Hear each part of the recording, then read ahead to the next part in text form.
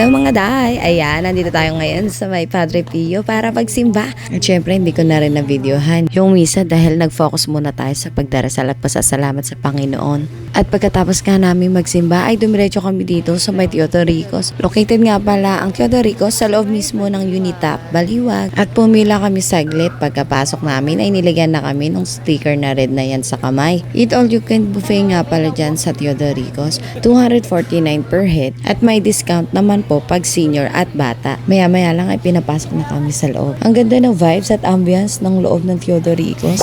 Parang nasa parke. At papunta na nga kami yan sa aming table. Medyo malaki din talaga yung pwesto ni Teodoricos dito sa loob ng Unitap. At dahil sweet tayo, ayan ang unang pumukaw sa akin. Medyo mahaba nga pala yung pila doon sa may buffet. At hindi ko na nga na-videohan yung pagkuha ko ng pagkain. At eto na nga yung mga kinuha kong pagkain namin ni Dudes. At pabangintayin natin.